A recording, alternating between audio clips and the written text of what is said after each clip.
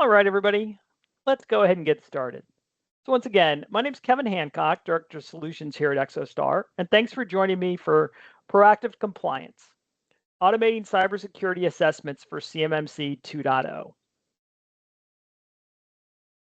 Before I dive into the formal presentation and demonstration, just want to cover a couple housekeeping details. So today's session is scheduled to last 45 minutes to an hour. That does include Q&A. Now, you're going to be muted during today's presentation, but we did have some questions submitted prior to the webinar that I'll be covering at the end. I've also got a colleague on the line with me that'll be answering any questions you submit via chat or in the Q&A function. We'll be monitoring both. If for some reason we do have an outage today, just wait for a minute and try to reconnect. You can either just refresh your screen or you can use that link that you receive via email to come back into the session as well.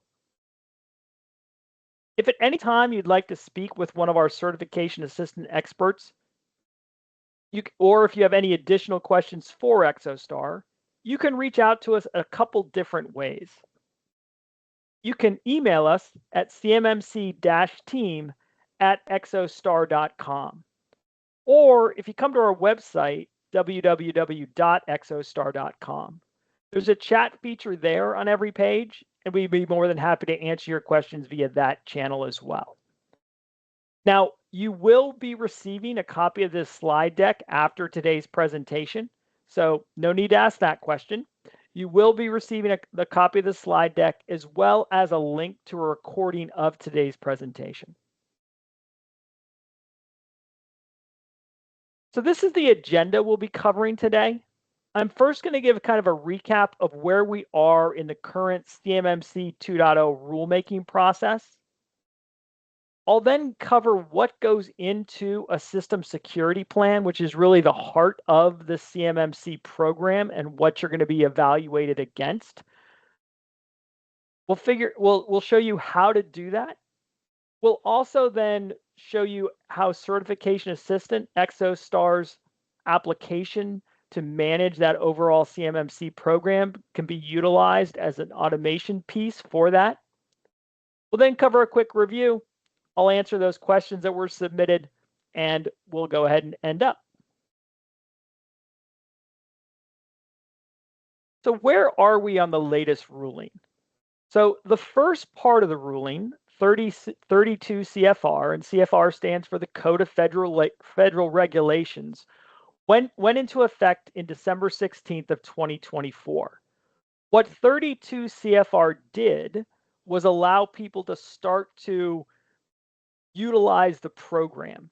And what that means is these requirements aren't yet a contractual obligation. However, it put into effect the guidance, the assessment guides, that ability to engage with a certified third-party assessment organization to start to receive your CMMC Level 2 certification. So those things are currently in place. The thing we're still waiting for is that second step, which is the 48 CFR, which is when the CMMC acquisition rule will actually be put into DFAR's clauses into your DoD contract.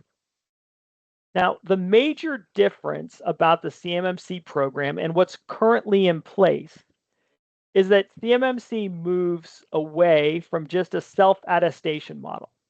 Today, when you have the current clauses in your contracts, they say that you need to protect controlled unclassified information in accordance with NIST 800-171, and that by signing these contracts, you say you do that.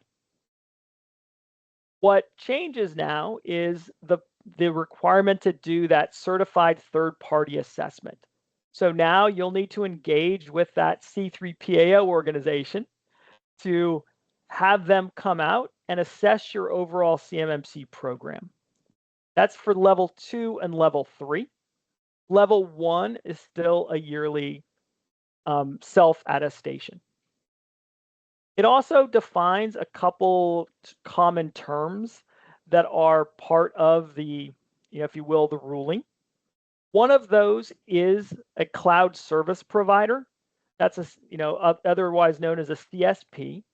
It says that if you're utilizing a cloud service provider to fulfill part of these requirements, that cloud service provider must be FedRAMP moderate or FedRAMP moderate equivalent. If you're using an external service provider, and these are typically folks like your MSPs, your managed service providers that may be performing a function for you. They might be a part of your IT organization, or you've contracted them to fulfill part of that service. They are going to be assessed as part of your overall CMMC program. They don't necessarily need a CMMC certification by themselves. Their processes, procedures, technologies, et cetera, will be evaluated as part of your overall assessment. Now, what CMMC does is it breaks organizations into 3 levels. And those 3 levels are based on the type of information that that organization is going to either receive or create as part of their fulfillment of that DoD contract. So for organizations which are level 1, you've got 15 requirements that you've got to adhere to. You will do an annual self-assessment, and you'll annually affirm that you do those 15 requirements. Those folks are those organizations that just receive FCI, federal contract information. Now, as again, you receive more highly regarded information, you start to move into the requirements of receiving controlled unclassified information. And that's where you start to see level 2 and level 3. Level 3 is 110 requirements. Those requirements are NIST SP 800-171 R2. This lays out those 110 requirements that you need to have in place in order to receive, process, or transmit controlled unclassified information. Now, this category does have a small percentage of organizations that are this level that are going to be allowed to self-assess and self-attest that they do these things. However, A, it's a very small number of organizations, and 2, the contracting officer will be the one who determines whether or not this is allowed per the contract. Organizations won't be able to just request this. It'll be on a per contract basis. The majority of these organizations will require that once every 3-year third-party assessment from a C3PAO. And C3PAO stands for Certified Third-Party Assessment Organization. And then level 3, a few more requirements, right? You've got those NIST 800-171 requirements, plus 24 additional requirements from NIST 800-172. These will also require a 3-year assessment, right? Once every 3 years. But that assessment is going to be done by DIBCAC, not by a C3PAO. You'll still need to annually affirm and annually attest that you do these things. Now, as you go through, or as the program is introduced and that 48 CFR comes into effect, the overall program is also going to be phased in. This graphic you see here is taken straight from the DoD website. The link is there on the slide deck when you get it. This implementation plan is scheduled to take place, over 3 years. So in this first phase, this is 60 days after 48 CFR is effective. It'll still be a self-assessment model for both level 1 and level 2. After a year, so after that 12-month period, you're going to start to see the requirement for the level 2 certification start to appear in contracts. After a second year, so after 24 months, you'll start to see that requirement for the level 3 certification where DIBCAC is coming out and doing the assessments, in addition to the level 2. And then third, the last phase, if you will, is full implementation. So after 3 years, the full program should be in effect. All solicitations and contracts will include the applicable CMMC level requirements. Now, please keep in mind that bottom bar there, where the DoD does reserve the right to implement phases prior to this timeline for particular programs. Now, there are things you should be doing today that should have been preparing you for this CMMC program. Because as I mentioned, the major change in the CMMC program is this necessity for this third-party assessment. For many years now, the DoD contracts have included clauses that say, hey, if you receive CUI, you need to protect it in accordance with NIST 800-171. Those are those 252.204 7012 clause. If that clause is there in the contract, you say, right, you've agreed that you'll protect this information in accordance with NIST 800-171. If you've got that 7019 clause in your contract, you're also required to do a self-assessment and derive your overall score from how you have implemented those NIST 800-171 controls. You then need to enter that score into the SPRS system. That's the Supplier Performance Risk System. Only the DoD has access to this, and the DoD uses this to help them determine an overall supplier risk score for all the folks that they let contracts to. So this is one of the values that go into your overall supplier performance risk system. Now, as you start to build up your CMMC program and you start to determine, okay, because what you're going to create as part of this CMMC program is what's called a system security plan, an SSP. This SSP defines the boundary of the systems that store, process, or transmit controlled unclassified information, how you provide access to them, what training you do around your staff to ensure that they adhere to the requirements you have in place.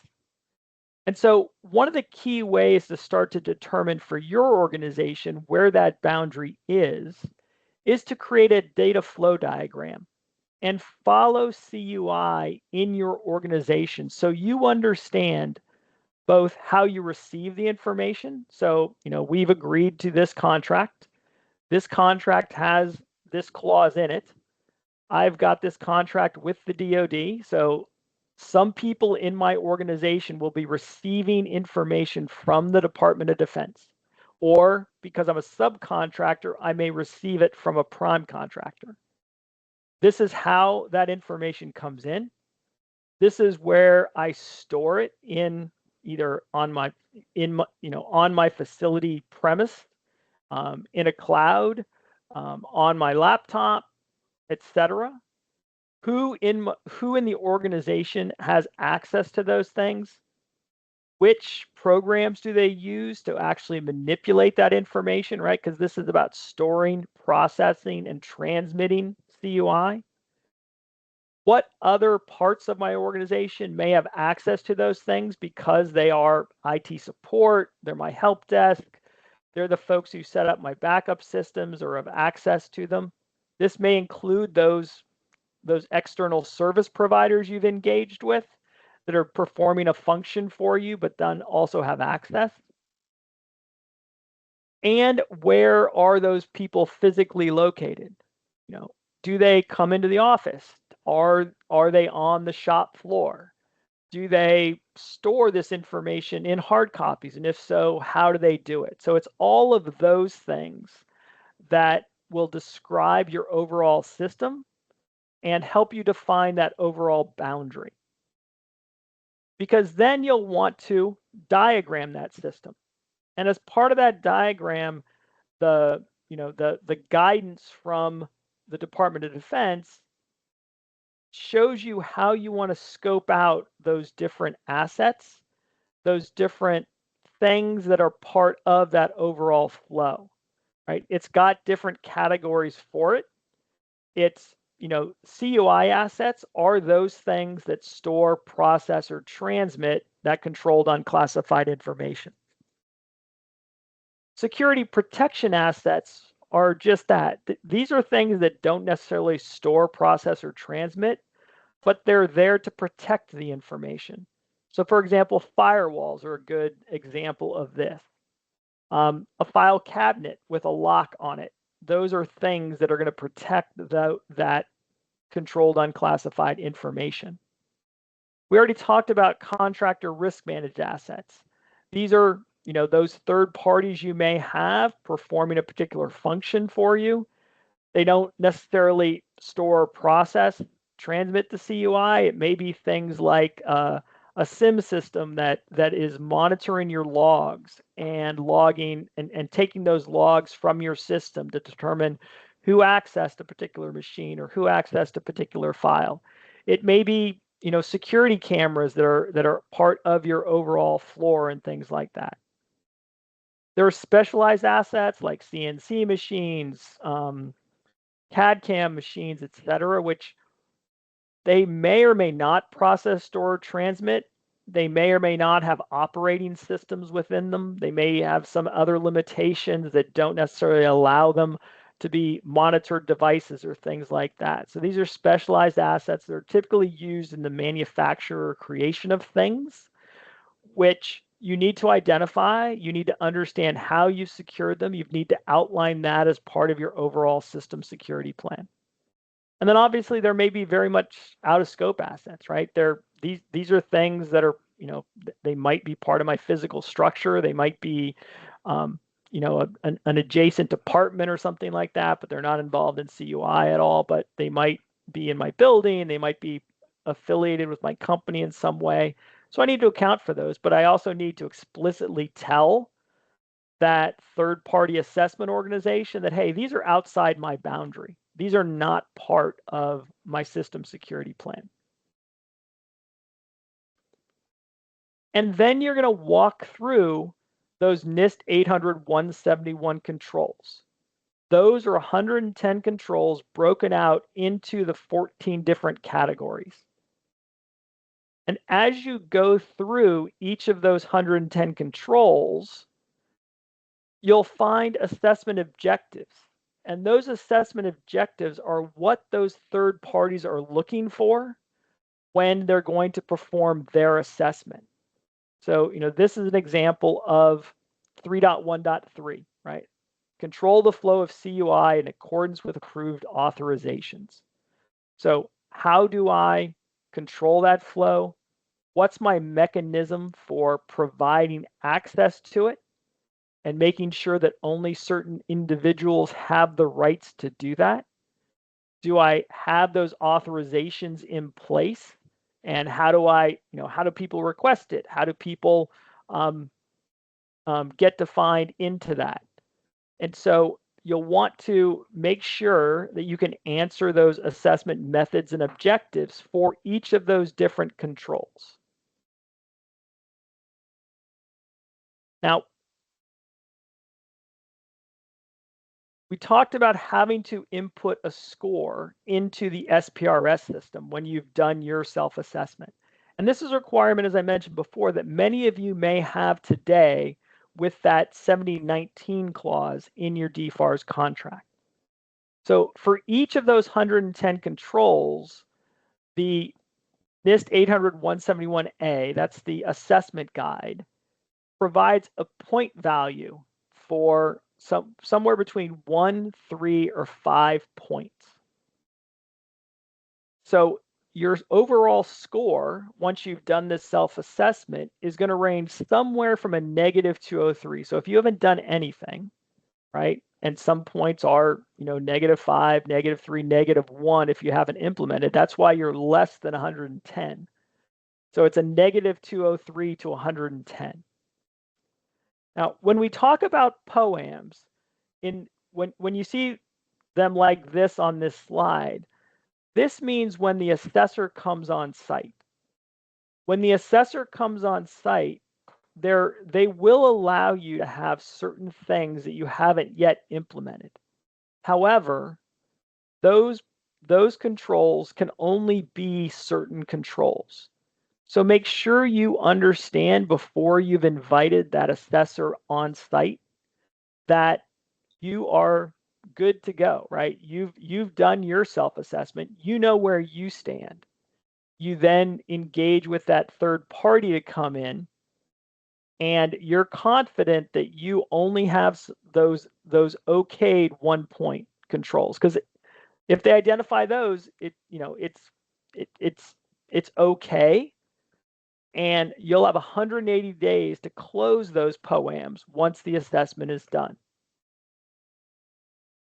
Now, the scoring, as I mentioned before, and like I said, you will get this presentation, is from the 171 Alpha, the assessment guide. It tells you, right, these are all those different controls.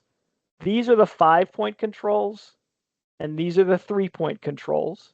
And then all the other ones are 1-point controls. Now, these are also 1-point controls. However, these ones can't be open when that assessor comes on site, right? So it's that these are ones that you must have implemented for you to get a pass on that assessment.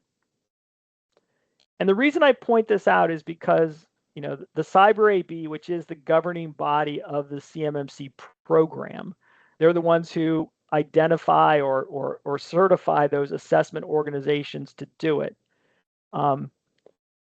They've taken some early surveys of assessors and organizations seeking assessment, and they have found that a number of organizations have not been able to pass the assessment. And the reason is typically because they have assessment objectives that haven't been met, and they haven't been met because, right, though the business may think they've done it, and this thing is completed, the assessment organization that came on did not agree with that, and so said, nope, this, and it wasn't one of those 1-point controls that are okay. So they've had to stop the assessment. And they'll be coming back, but they've got to kind of get back in the queue. Now, if if the only open items you have were those ones that are okay, then you've got the 180 days to address those, right? And close those. If you close them in that 180 days, you'll contact that C3PAO that did your assessment. You'll say, hey, I've closed those items. They'll come back, they'll reassess, they'll say, yep, you're right, you have done it, and then they'll give you your certification. So that's kind of the overall process that this is going to do. And so I want to kind of introduce ExoStar's Certification Assistant to show you how you can manage that overall process here within this SaaS application, which kind of walks you through this whole process. So I've got the application running here. So this is ExoStar's Certification Assistant. When you first come into the system, right, this will obviously be blank. But as you start to build out your overall system security plan, you'll start to populate this application. And then this application will start to build, how many of your practices are completed, which ones aren't, which parts of your plan still need to be done, and start to build that SPRS score as well. It breaks it down into those practices.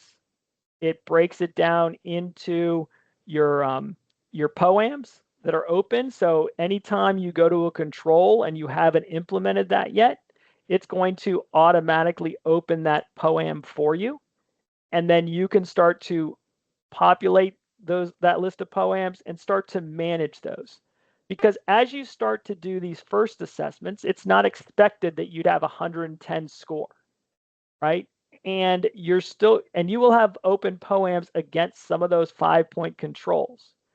And in this phase, that's what's going to help you determine which of these controls I should address first. Because obviously, I should put my effort against the high value controls, the ones that are going to raise my score the most. Because even at this time, even before CMMC is actually implemented, there are a number of organizations, primes, et cetera, that might be asking you what your SPRS score is and what is your plan to become CMMC certified. So you're going to have to, or you should know kind of where you stand. And Certification Assistant lets you know that, and more importantly, going forward, it's going to help you manage that overall CMMC program, because that's really what this is.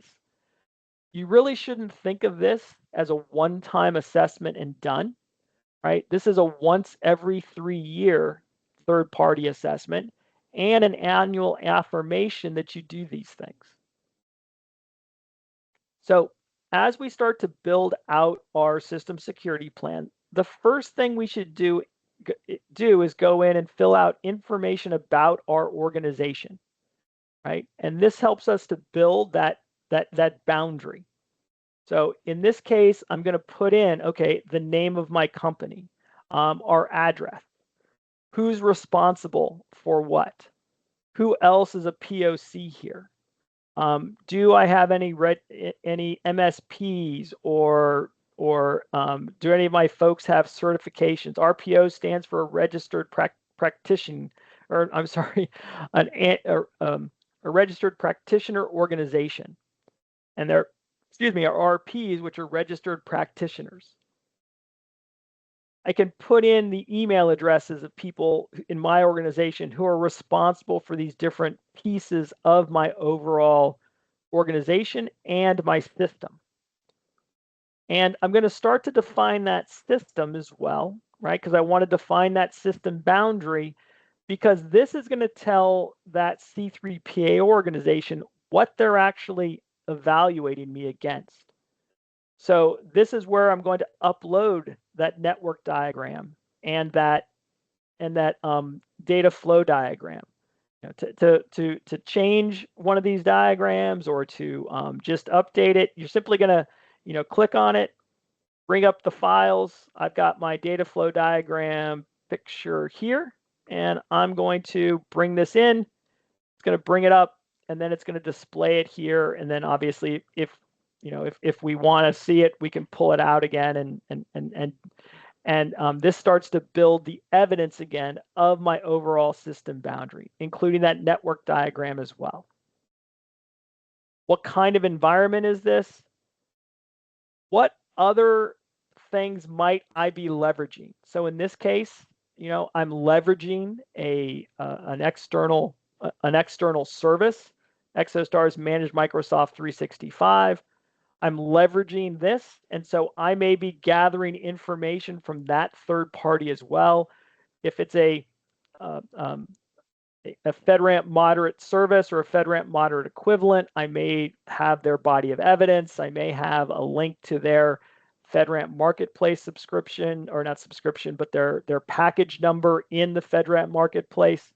All of those kinds of things will start to help build that information and allow me to, again, define that overall boundary. And then we're going to start to go into the different NIST 800-171 practices. Right? So this is going to take me to each of those different controls. Right? So we've got that, 3.1.1 is kind of that first control. And this is going to allow me to walk through that. Now, I can put a lot of different information in here, including evidence. And in this case, in this evidence, I'm actually bringing in the policy and procedure statements that I have. So those, I've also bringing in the implementation statement for this particular control.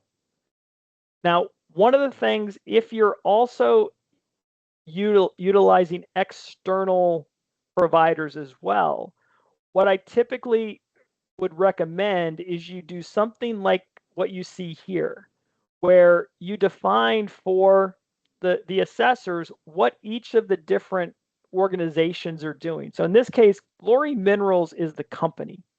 So this is what Glory Minerals does. They leverage a technology, Microsoft Entra, but they also use a managed service, ExoStar's managed Microsoft 365.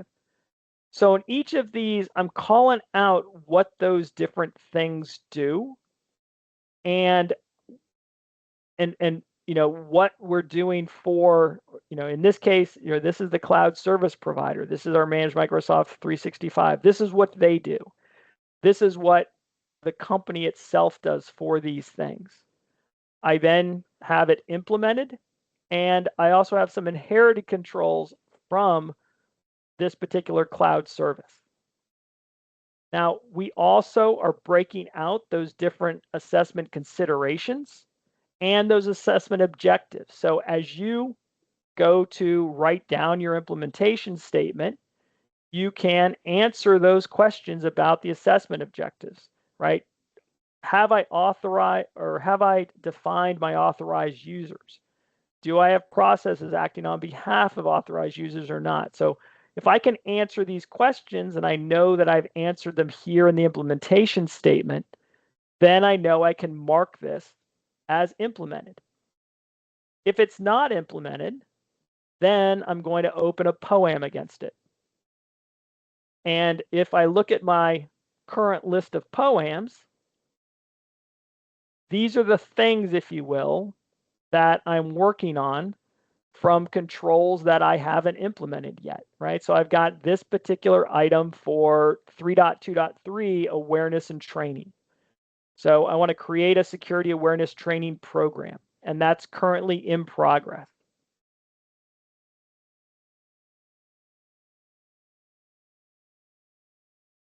And this goes to that different practice. So if I jumped to that particular practice, and I go into the practices, or I could go to the dashboard and I could jump to the practice as well. So I can go here and just jump to 3.2.3. Awareness and training. This is that insider threat awareness. You see, I've currently got this in progress. It's not implemented, and I have that POA&M against it. So I have a written policy and procedure around 3.2.3. This is what we as Glory Minerals, that's the company that I work for, are going to do. So I'm actually just going to cut and paste this into that implementation statement, because this is where I'm going to start to, again, gather all the information about this, because I want to keep all the information in one place as we start to build out, this. Excuse my formatting, since that was just a cut and paste. So, but the WYSIWYG editor didn't like that cut and paste, but I'm not going to worry about fixing it now. So once I've done that, and I could also then upload evidence, I could have dropped the file in here as well. So I could take this, that's my 3.2. I could drop that file in there to also build up that evidence. I can answer those questions about what I do. And then I can change this from not implemented to implemented, right? I've now implemented this control. I can close that. I've uploaded that evidence of what I do. Now, I should also probably, as part of this evidence, also include, say, for example, since this is about threat awareness, is there do I have a sheet or a roster of people in my organization who have passed the awareness and training? Did I create a training program, and here's the material for it? So any of that kind of evidence should also be gathered around this particular control. So once we do that, you'll see, that this information was uploaded And then this information was also, updating my SPRS score as I went along. So this is a 1-point control. I was at 14 when we started, and now I'm at 15. I could then also, right, this was that awareness and training POAM that I have. I could then also go into here and I can mark this also, as completed. So I don't, so I also track how I'm doing against closing out my POAMs, because this is what's going to, help me manage that overall program. Because what you'll also know as you go through these things, oftentimes one of those additional milestones or one of those control actions that you might that is required oftentimes is there's a periodic review of the control, or there is evidence that's required that this thing was done. So those types of things should also be added into the evidence, and those should be kept updated as you do those. And so when that certification body comes on site with you, you can then, work with them directly here in Certification Assistant and say, look, here's my system. Here's each of my different practices and what I've done for those. And this is the evidence that we have that I've actually done these things, right? So we're creating not only that dashboard to let you know what you're doing, but we're also gathering in that documentation, that evidence, as part of this documentation, where we can generate an overall system security plan, a hard copy, if you will, because that's another thing that you're going to have to provide that assessment organization before they come out. They're going to want to see your system security plan. They're going to want to see the evidence that you have these things. So you'll be able to, download all of this information in one swoop and send it over. You'll be able to create that system security plan and send it over, etc. So again, we're trying to keep everything in one place, manage this as an overall program, and do it in an easy to use SaaS application.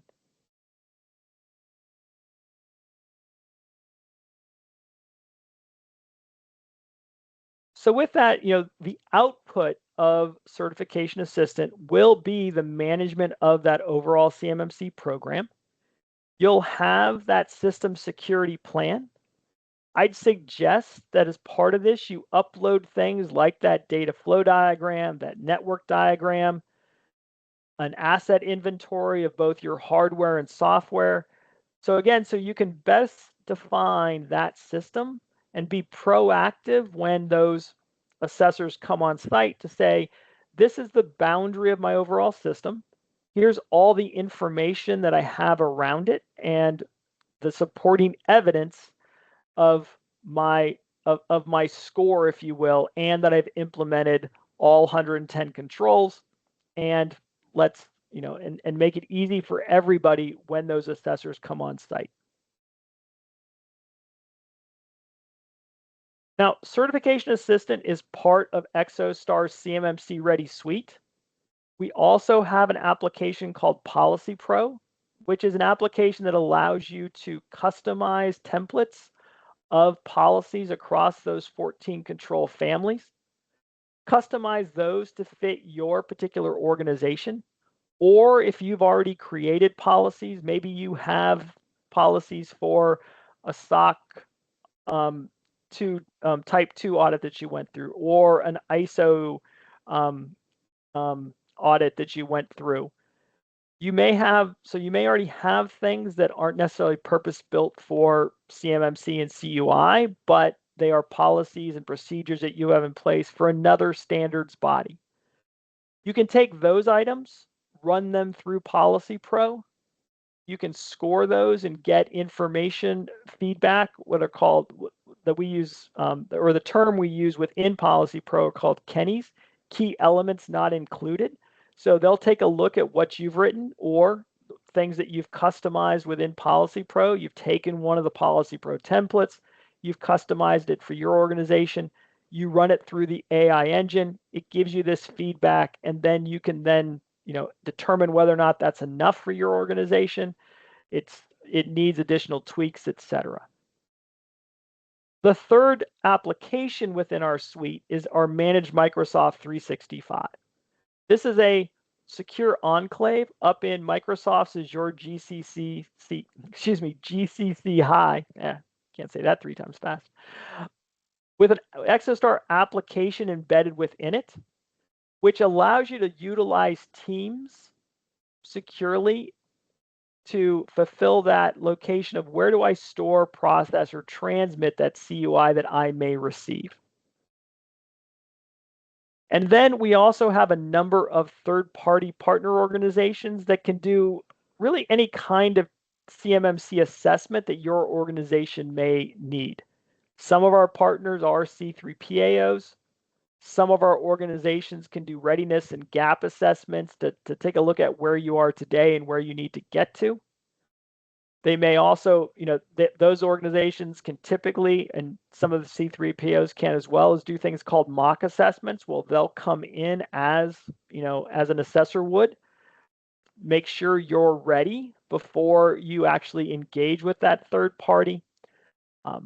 They typically work within the ExoStar application, so they'll utilize Certification Assistant Policy Pro to help you get to where you need to meet your requirements under CMMC.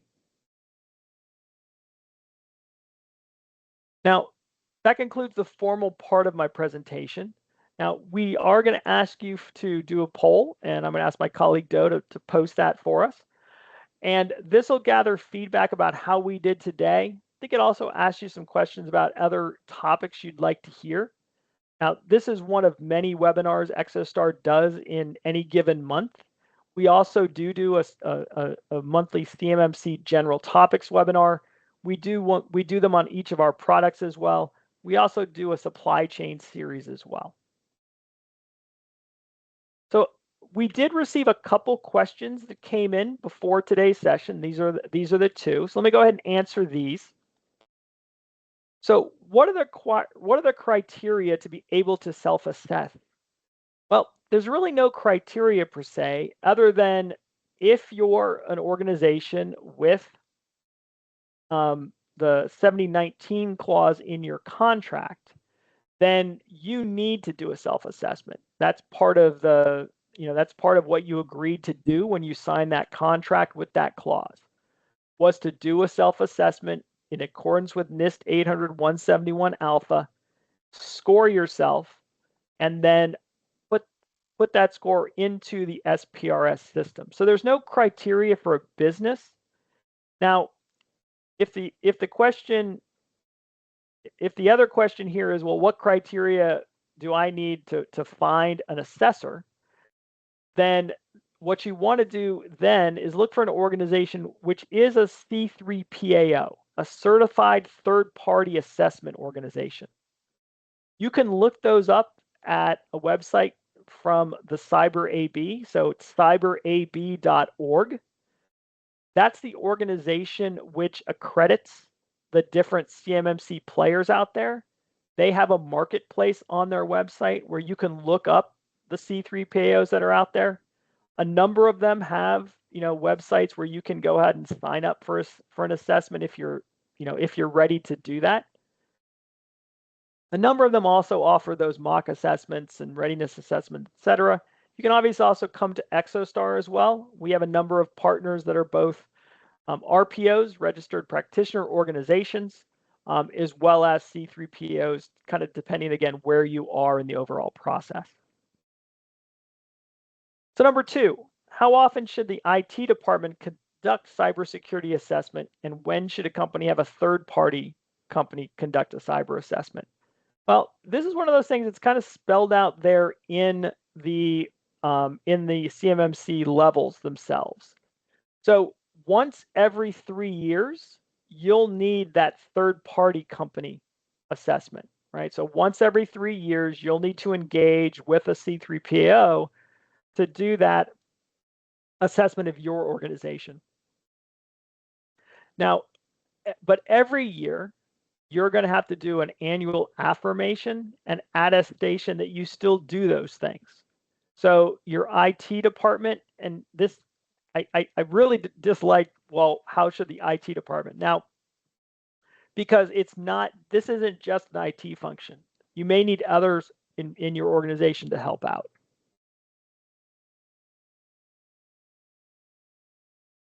Excuse me. So the organization should do an assessment every year. They should update and excuse me, affirm that they do those things. And once every 3 years, you'll do that third-party assessment.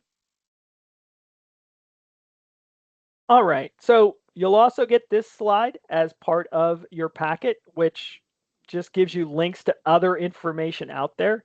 It also does include a link to a free trial for our ExoStar Policy Pro if you'd like to try that out as part of helping you get ready for CMMC itself. As I mentioned, we have a number of webinars every month. We've got one tomorrow that will actually highlight our Managed Microsoft 365 for CMMC. That's a 30-minute webinar we do every Thursday at 2 o'clock if you'd like to see that solution for storing, processing, and transmitting CUI. We also have one about our Policy Pro application as well. So I want to thank everybody for your time and attention today. Hopefully we were able to answer your questions, give you some ideas. Like I said, if you have any questions, please reach out to us. Thanks and have a great day.